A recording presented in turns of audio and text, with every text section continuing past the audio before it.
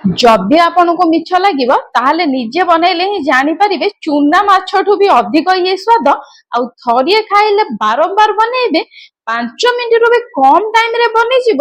ଆଉ ସିଜିନ ତ ଏଇଟା ସବୁବେଳେ ହିଁ ମିଳୁଛି। ତ ହାଇ ଫ୍ରେଣ୍ଡ, ମୁଁ ସିକ୍ରେଟ ଫୁଡ ୱାନ ଆପଣଙ୍କୁ ସ୍ୱାଗତ କରୁଛି secret secret tips trick with unlimited bonus point ସହିତ ସିକ୍ରେଟ ଫୁଡି ଚ୍ୟାନେଲରେ।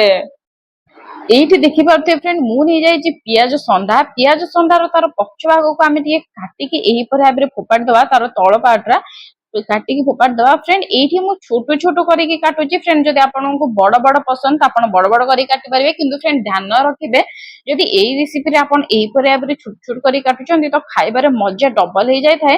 ଆଉ ଖାଇବା ଫ୍ରେଣ୍ଡ ବହୁତ ବଢିଆ ଭାବରେ ଟେଷ୍ଟ ଲାଗିଥାଏ। ତ ଫ୍ରେଣ୍ଡ ନିହାତି ଭାବରେ ଟ୍ରାଏ କରିବେ, ଶୀତ ଦିନ ଚାଲିଛି। ତା ସହିତ ଫ୍ରେଣ୍ଡ ପିଆଜ ସଣ୍ଡା ବହୁତ ବଢିଆ ସେ ଆମର ମାର୍କେଟରେ ଏବେ ଉପଲବ୍ଧ ହଉଛି। ନିହାତି ଭାବରେ ଫ୍ରେଣ୍ଡ ଫ୍ରେଶ ଫ୍ରେଶ ପିଆଜ ସଣ୍ଡା ଆଣନ୍ତୁ। ନିହାତି ଭାବରେ ଫ୍ରେଣ୍ଡ ଏଇ ପିଆଜ ସଣ୍ଡା ବା ପିଆଜ ପତ୍ରରେ ଟ୍ରାଏ କରନ୍ତୁ। ଦେଖିପାରୁଥିବେ ଫ୍ରେଣ୍ଡ ମୁଁ ବହୁତ ବଢିଆ ସେ ତାକୁ ଛୋଟ ଛୋଟ ଚୁନ ଚୁନ କରି କାଟି ନେଇଛି। ଆଉ ଏଇ ଯୋଉ ଫୁଲ ଦେଖିପାରୁଥିବେ ଫ୍ରେଣ୍ଡ, ତାର ଉପରେ ଯୋଉ ଫୁଲଟା ୟାକୁ ଫୋପାଡନ୍ତୁନି। ୟାକୁ ଆପଣ ଯେକୌଣସି ତରକାରୀରେ ୟୁଜ କରିପାରିବେ, କିମ୍ବା ଫ୍ରେଣ୍ଡ ଆପଣ ୟାକୁ ଚଟନୀରେ ୟୁଜ କରିପାରିବେ, କିମ୍ବା ଫ୍ରେଣ୍ଡ ୟାକୁ ଆପଣ ପକୁଡି ବି ମଧ୍ୟ ବନେଇ ପାରିବେ ବହୁତ ସହଜରେ। କିମ୍ବା ଆପଣ ଚାହିଁଲେ ଫ୍ରେଣ୍ଡ ଡାଇରେକ୍ଟ ଏଇ ଯୋଉ ପିଆଜ ସଣ୍ଡା ରେସିପି କହୁଛେ ତା ସହିତ ବି ଫ୍ରେଣ୍ଡ ୟାକୁ ବନେଇ ପାରିବେ, କିନ୍ତୁ ମୁଁ ଫ୍ରେଣ୍ଡ ବନଉନି, ଏମିତି ହିଁ ଛାଡି ଦଉଛି। ୟାକୁ ଆମେ ପରେ କେତେବେଳେ ୟୁଜ କରିବା ତାର ବି ରେସିପି ମଧ୍ୟ ଆପଣଙ୍କ ସହିତ ମୁଁ ସେୟାର କରିଦେବି। ଏଇଠି ଦେଖିପାରୁଥିବେ ଫ୍ରେଣ୍ଡ ବହୁତ ବଢିଆ ସେ ଆମେ ଚୁନ ଚୁନ କରି କାଟି ଦେଇଛେ। କାଟିକି ଫ୍ରେଣ୍ଡ ୟାକୁ ଆମେ ଏହିପରି ଭାବରେ ଟିକେ ୱାଶ କରିଦବା। ଫ୍ରେଣ୍ଡ ଆପଣ ଚାହିଁଲେ ପ୍ରଥମେ ମଧ୍ୟ ୱାଶ କରିପାରିବେ, କିନ୍ତୁ ମୁଁ ଫ୍ରେଣ୍ଡ ଏଇଠି କାଟିକି ୱାଶ କରୁଛି ତାକି ବହୁତ ବଢିଆ ସେ ଆମର ଇଏ ୱାଶ ହେଇଯିବ। ଏଇଠି ଫ୍ରେଣ୍ଡ ଥରେରୁ ଦୁଇଥର ମୁଁ ଏଇଠି ଧୋଇ ଦେଇଛି, ବେଶୀ ଧୋଇବେନି ନହେଲେ ପିଆଜର ବାସ୍ନାଟା ପଳେଇବ ଆଉ ଖାଇବାରେ ମଧ୍ୟ ଟେଷ୍ଟ ଲାଗିବନି। ତେଣୁକରି ଫ୍ରେଣ୍ଡ ଅତି କମ ସେ କମ ଥରେରୁ ଦୁଇଥର ଧୋଇ ଦିଅନ୍ତୁ। ଧୋଇ ଦେଇକି ଫ୍ରେଣ୍ଡ ୟାକୁ ଆମେ ରଖିଦବା ସାଇଡରେ। ଏବେ ଫ୍ରେଣ୍ଡ ଦେଖିପାରୁଥିବେ ମୁଁ ପିଆଜ ସଣ୍ଡାକୁ ରଖିଦେଇଛି ସାଇଡରେ। ଏବେ ନେଇଯିବା ଫ୍ରେଣ୍ଡ ଆମେ ରସୁଣ। ଏଇଠି ଫ୍ରେଣ୍ଡ ରସୁଣ ମୁଁ କେବଳରୁ କେବଳ 2 କୋଲା ନେଇଛି, ଅଧିକ ନେଇନି ଫ୍ରେଣ୍ଡ, କେବଳରୁ କେବଳ ଏଇଠି 2 କୋଲା ନେଇଛି। ଯଦି ଫ୍ରେଣ୍ଡ ଆପଣ ଅଧିକ ଆମାଉଣ୍ଟରେ କରୁଛନ୍ତି ଅଧିକ, ତ ତେଣୁକରି ଫ୍ରେଣ୍ଡ ଆପଣ ଅଧିକ ନେଇପାରିବେ। କିନ୍ତୁ ମୁଁ ଫ୍ରେଣ୍ଡ ଯେହେତୁ ଏଇଠି ଅଳ୍ପ ଆମାଉଣ୍ଟରେ କରୁଛି, ଜଣେରୁ 2 ଜଣଙ୍କ ପାଇଁ ଏଇଠି ମୁଁ ବନଉଛି, ତ ଏଇଠି ଫ୍ରେଣ୍ଡ ମୁଁ 2ଟା ହିଁ ରସୁଣ କୋଲା ନେଇଛି। ଆଉ ଯଦି ଫ୍ରେଣ୍ଡ ଆପଣ ଏଇଠି ପିଆଜ ରସୁଣ ଖାଉନାହାନ୍ତି ତ ଆପଣ ଏଇଠି ସ୍କିପ୍ ମଧ୍ୟ କରିପାରିବେ। ଏଇଠି ଦେଖିପାରୁଥିବେ ଫ୍ରେଣ୍ଡ ରସୁଣକୁ ମୁଁ ବହୁତ ବଢିଆ ସେ 2 ଖଣ୍ଡ କରିଦେଇଛି। ଗୋଟେ ରସୁଣକୁ 2 ଖଣ୍ଡ କରିକି କରିଦେଇଛି 4 ଖଣ୍ଡ। ଏଇଠି ଫ୍ରେଣ୍ଡ ପିଆଜକୁ ବହୁତ ବଢିଆ ସେ ଆପଣଙ୍କୁ ଏଇଠି କାଟିଦବାର ଅଛି। ଏଇଠି ଦେଖିପାରୁଥିବେ ଫ୍ରେଣ୍ଡ ପିଆଜକୁ ମୁଁ ବହୁତ ଭଲସେ ଏଇପରି ଭାବରେ ସ୍ଲାଇସ କରିକି ପତଲା ପତଲା କାଟି ଦେଇଛି। ଏଇଠି ଦେଖିପାରୁଥିବେ ଫ୍ରେଣ୍ଡ ସବୁତକ ପିଆଜ ଆଉ ରସୁଣକୁ ଆମେ ଏଇଠି ଦେଇଦବା ପିଆଜ ସଣ୍ଡା ଉପରେ। ଏଇଠି ଧ୍ୟାନ ଦେବେ ଫ୍ରେଣ୍ଡ, ଏଇଠି ଆପଣଙ୍କୁ ପିଆଜଟାକୁ ବହୁତ ବଢିଆ ସେ ହାତରେ ଟିକେ ଚାପି ଚାପି ଦେବେ, ତାକି ବହୁତ ବଢିଆ ସେ ଲାଗିଥିଲେ ପିଆଜଟା ଆପଣଙ୍କର ଇଏ ଖୋଲିଯିବ। ଫ୍ରେଣ୍ଡ ଏଇପରି ଭାବରେ କରନ୍ତୁ। ତାପରେ ଫ୍ରେଣ୍ଡ ଏଇଠି ଆମେ ନେଇଯିବା ରସୁଣ। ରସୁଣକୁ ନେଇକି ବହୁତ ବଢିଆ ସେ ଫ୍ରେଣ୍ଡ ୟାକୁ ଆପଣ ଏଇପରି ଭାବରେ କରିଦିଅନ୍ତୁ। ଇଏ ଦେଖିପାରୁଥିବେ ଫ୍ରେଣ୍ଡ ବହୁତ ବଢିଆ ସେ ଆପଣଙ୍କର ବାସ୍ନା ଏବେଠୁ ହିଁ ଆସିବା ଷ୍ଟାର୍ଟ ହେଇଯିବ। ଏଇଠି ଫ୍ରେଣ୍ଡ ଗୋଟେ ସିକ୍ରେଟ ଟିପ୍ସ ଯୋଉଟା କି ମୁଁ ଆପଣଙ୍କୁ ଆଗକୁ କହିବି, ତା ପୂର୍ବରୁ ଫ୍ରେଣ୍ଡ ଦେଖିନିଅନ୍ତୁ କଣ କଣ ଏଇଠି ପଡିବ। ଏଇଠି ଫ୍ରେଣ୍ଡ ମୁଁ ନେଇଯାଇଛି ଲୁଣ। ସ୍ୱାଦ ଅନୁସାରେ ଫ୍ରେଣ୍ଡ ଲୁଣ ଦେବେ। ଆଉ ଗୋଟେ ଜିନିଷ ଫ୍ରେଣ୍ଡ ଧ୍ୟାନ ଦେବେ, ବହୁତ ଅଳ୍ପ ଲୁଣ ଦେବେ। ନହେଲେ ଫ୍ରେଣ୍ଡ କାହିଁକି ନା ପିଆଜ ସଣ୍ଡାଟା ଗୋଟେ ପତ୍ର ଥାଏ, ତ ସେ ପତ୍ରଟା ପୁରା ଆମେ ଯେତେବେଳେ ତରକାରୀ କରୁଥାଉ ତ ସେ ଝାଉଁଳି ଯାଇଥାଏ, ତ ଲୁଣିଆ ଅଧିକା ହେଇଯିବାର ସମ୍ଭାବନା ଥାଏ। ତେଣୁକରି ଫ୍ରେଣ୍ଡ ଏଇଠି ଦେଇଦିଅନ୍ତୁ ପିଆଜ ସଣ୍ଡା ଉପରେ ଅଳ୍ପ ଟିକେ ଲୁଣ, ଲଙ୍କା ଗୁଣ୍ଡ, ଜିରା ଧନିଆ ଗୁଣ୍ଡ, ତା ସହିତ ଫ୍ରେଣ୍ଡ ଅଧ 1 ଚାମଚରୁ ବି କମ ହଳଦୀ ଗୁଣ୍ଡ। ଆଉ ତା ସହିତ ଫ୍ରେଣ୍ଡ ଦେଇଦିଅନ୍ତୁ ଏଇଠି ଅଦାର ବଟା। ତା ସହିତ ଫ୍ରେଣ୍ଡ ଦେଇଦିଅନ୍ତୁ ଏଇଠି ରସୁଣର ବଟା। ଅଦା ରସୁଣ 2ଟା ଯାକର ବଟା ଏଇଠି ଆପଣ ହାଫ ଚାମଚ କରିକି ଦେଇଦେବେ। ଫ୍ରେଣ୍ଡ ଆପଣ ବିଶ୍ୱାସ କରିବେନି, ଏଇ ଗୋଟିଏ ଜିନିଷ ଆଡ କଲା ପରେ ଏତେ ଟେଷ୍ଟ ଲାଗିବ। ଫ୍ରେଣ୍ଡ ସେଇ ଜିନିଷଟି ଆଉ କିଛି ନୁହଁ, ସମସ୍ତଙ୍କ ଘରେ ଥିବା ଏଇ ଗୋଟିଏ ଜିନିଷ, ତାହା ହଉଛି ଫ୍ରେଣ୍ଡ କଞ୍ଚା ସୋରିଷ ତେଲ। ଏଇଠି ଫ୍ରେଣ୍ଡ ଦେଖିପାରୁଥିବେ ମୁଁ ନେଇଯାଇଛି କଞ୍ଚା ସୋରିଷ ତେଲ ନର୍ମାଲ। ଡାଇରେକ୍ଟ ଏଇଠି ତେଲ ଗରମ କରିନି, ଡାଇରେକ୍ଟ ମୁଁ ଏଇଠି ବୋଟଲରୁ ନଉଛି। ଫ୍ରେଣ୍ଡ ସୋରିଷ ତେଲ ଆପଣଙ୍କୁ କେତେ ଦେବାକୁ ପଡିବ ମୁଁ ଏଇଠି ଆପଣଙ୍କୁ କହୁଛି। ଆପଣ ମୋ କ୍ୱାଣ୍ଟିଟିରେ ଦେଖୁଥିବେ, ସେ କ୍ୱାଣ୍ଟିଟି ମୁଁ ନେଇଯାଇଛି ଛୋଟ ଚାମଚରେ 3 ଚାମଚ ହବ ଏଇଠି ସୋରିଷ ତେଲ। ଆପଣ ଯଦି ଫ୍ରେଣ୍ଡ ଅଧିକ କରୁଛନ୍ତି ତ ଏଇଠି ଟିକେ ଆଉ 1-2 ଚାମଚ ଅଧିକ ବଢେଇ ପାରିବେ। ଯଦି ଫ୍ରେଣ୍ଡ ଆପଣ ୟାଠୁ କମ କରୁଛନ୍ତି ତ କମ ମଧ୍ୟ ଏଇଠି ବନେଇ ପାରିବେ। କିନ୍ତୁ ମୁଁ ଫ୍ରେଣ୍ଡ ରିକ୍ୱେଷ୍ଟ କରିବି ୟାକୁ ବିଲକୁଲ ହିଁ କମ ବନାନ୍ତୁନି, କାହିଁକି ନା ଫ୍ରେଣ୍ଡ ବାସ୍ନା ଏମିତି ହବ ଆପଣ ରାନ୍ଧୁ ରାନ୍ଧୁ ହିଁ ଖାଇଦେବେ।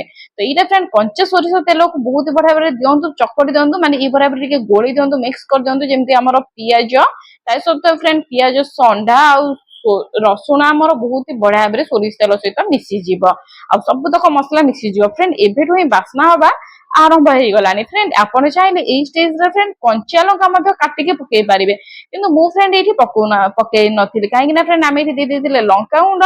ଯଦି ଫ୍ରେଣ୍ଡ ଆପଣ ଚାହିଁବେ ତ ଆପଣ ସ୍କିପ୍ କରି ମଧ୍ୟ ଏଇଠି ପକେଇ ପାରିବେ କଞ୍ଚା ଲଙ୍କା।